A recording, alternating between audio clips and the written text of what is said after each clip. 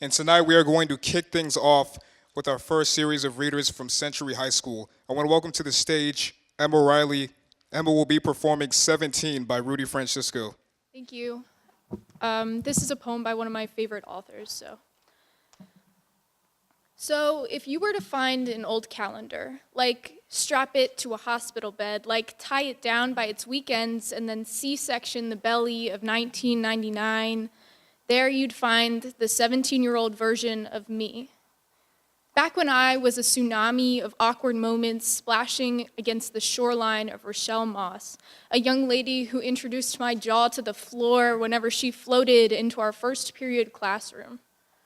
This girl, she was a dandelion seed straddling a wish, a dream I never thought would turn flesh and green, but wire hangers like me, let's just say we don't become captain of the football team because the only thing we're good at is stopping ourselves from saying I like you to a girl that holds the remote control to our smiles. So we are just blurry silhouettes against the backdrop of everything popular, often wearing our skin like a costume that we don't feel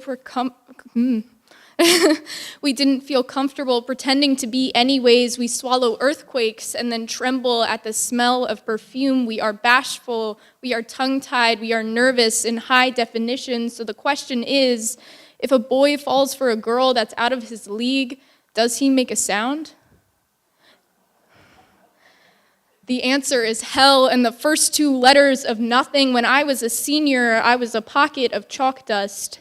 I was elevator music on a CD that stuttered like a Volkswagen with really bad transmission. At this age, I was a ballot box stuffed with everyone's opinions but my own. My swagger was like watching a Walkman try to swallow a DVD.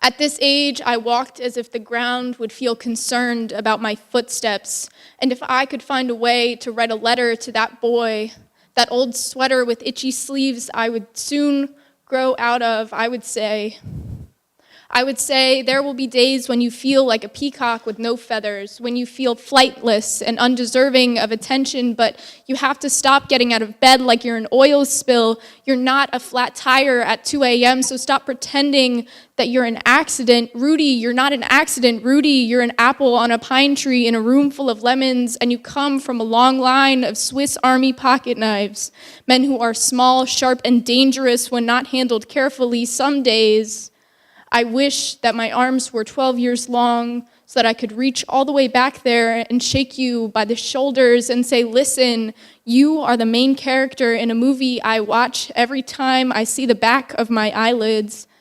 I told myself a million times that I wouldn't spoil the ending, but I will tell you this, your story starts off really slow. But it does get better. You don't have to believe me. Someday you'll see it for yourself. And when you see Rochelle Moss at the senior prom, ignore the washing machine in your stomach and tell her that she looks beautiful tonight. Extend your arm like a drawbridge to a castle that no one has visited in years and say to her, will you dance with me? Spoiler, she says yes. Thank you. Thank you, Emma. Beautiful piece. Our next reader from Century High School is going to be Olivia Rose, performing Lady Freedom Among Us by Rita Dove. Don't lower your eyes or stare straight ahead to where you think you ought to be going. Don't mutter, oh no, not another one. Get a job, fly a kite, go bury a bone.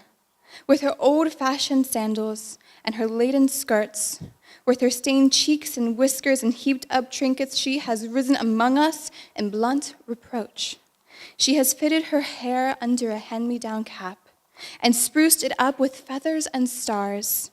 Slung over one shoulder, she bears the rainbowed layers of charity and murmurs, all of you, even the least of you. Don't cross to the other side of the square. Don't think another item to fit on a tourist's agenda. Consider her drenched gaze, her shining brow. She who has brought mercy back into the streets and will not retire politely to the potter's field. Having assumed the thick skin of this town, its gritted exhaust, its sun-scorched blare. It rests in her weathered plumage, big-boned, resolute. Don't even think that you can forget her. Don't even try. She's not going to budge. No choice but to grant her space, crown her with sky, for she is one of the many, and she is each of us. Thank you, Olivia.